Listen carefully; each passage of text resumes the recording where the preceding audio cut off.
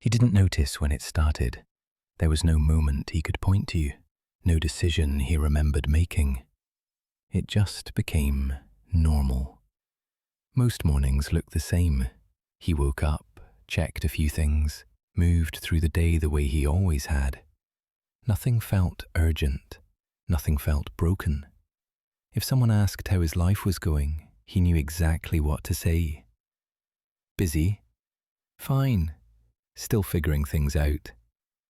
Those answers were easy. They ended the conversation. Sometimes he noticed how quickly the words came out, as if they had been rehearsed long ago. Not lies, just summaries, compressed versions of something more complicated that he never felt the need to unpack. They worked well enough. People nodded. They moved on. There were moments he avoided. Not big ones. Small, quiet moments. Standing alone in the kitchen late at night. Sitting in the car after parking. Lying awake just before sleep. Moments where nothing demanded his attention. Because when things slowed down, something sometimes surfaced.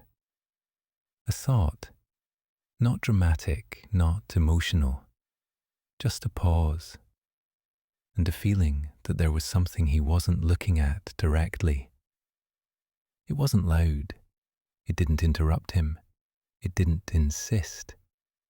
It simply waited, present in the quiet, absent the moment he filled the space. It never stayed long. There was always something nearby to reach for.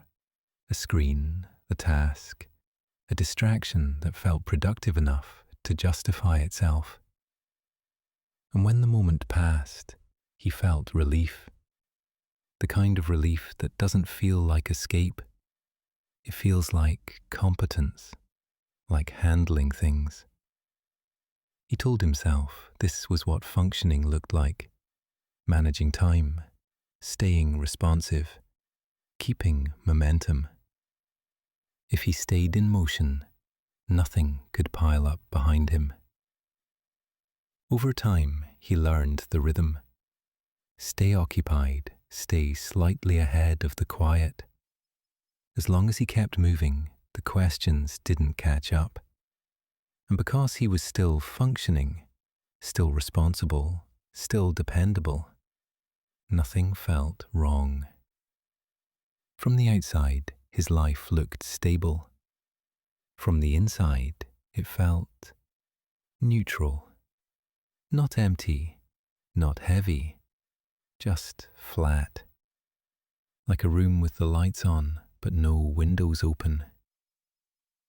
He didn't avoid everything, only certain things. Conversations that might change direction. Decisions that couldn't be undone once made. Questions that didn't have clear answers.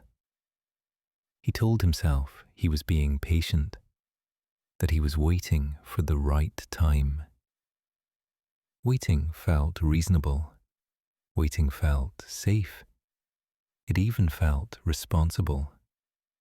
Why rush into something unclear? Why force a decision without certainty?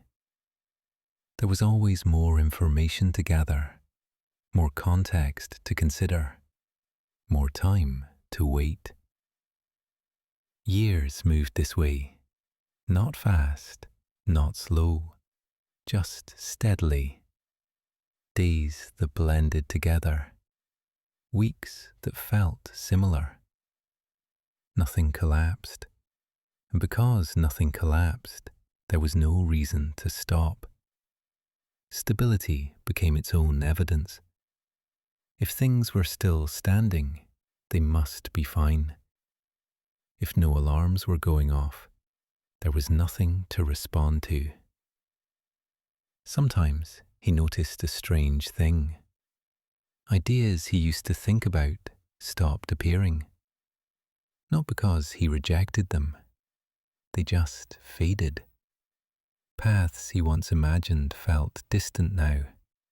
Not impossible, Just not for someone like him. He didn't remember deciding that. It simply felt true, like a fact you don't question, like a weather report you accept without looking outside. He developed explanations, quiet ones. This just isn't the season for that. I'll revisit it later. Things are fine the way they are. Each explanation smoothed something over. Each one kept the surface calm. They didn't close doors. They just postponed opening them indefinitely. One evening, he found himself standing in a room he'd been in countless times before. Nothing special about it, but something felt off. He looked around and realized he'd been here before. Not physically, but mentally. Same room, same thoughts, same sense of postponement. And for the first time, the familiarity unsettled him. It felt less like comfort and more like repetition. Not safety, habit. The question arrived differently this time. Not, what should I do? But, how long have I been standing here? He tried to trace it back. There was no clear starting point, just a series of moments he hadn't entered fully, conversations he delayed, choices he softened, opportunities he told himself would return later. He didn't feel regret. He felt distance, like his life was happening slightly in front of him, and he was following a step behind. Close enough to recognize it, far enough to avoid touching it. Avoidance never felt like avoidance to him. That word sounded extreme. This felt like being reasonable, measured, even wise. And that's why it worked. He stayed comfortable, not happy, not unhappy. Comfortable. The kind of comfort that doesn't demand much. The kind that keeps things predictable. The kind that asks only one thing in return. That you don't look too closely. The cost didn't show up as pain. It showed up as narrowing. Fewer paths felt available. Fewer questions felt worth asking. Not because answers were impossible, but because asking felt disruptive, and disruption felt unnecessary. Why disturb something that's holding together? Why introduce friction where there is none? There was a moment, quiet, ordinary, when something finally clicked. He was watching someone else talk about a decision they'd made. Nothing dramatic, just a clear choice. And he noticed something unexpected. Not envy, recognition. A sense that he knew exactly why he hadn't done something similar.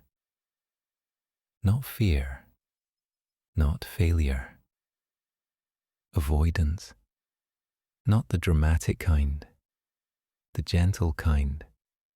The kind that keeps life smooth. The kind that protects you from discomfort by shrinking your attention. He began to see the pattern, not as a flaw, as a system. Every time he turned away from uncertainty, his mind learned something. That clarity creates tension. That postponement creates relief. And relief is persuasive. Avoidance didn't sabotage him. It protected him. Too well. Looking back, he saw it clearly. The moments he avoided weren't dangerous. they were undefined.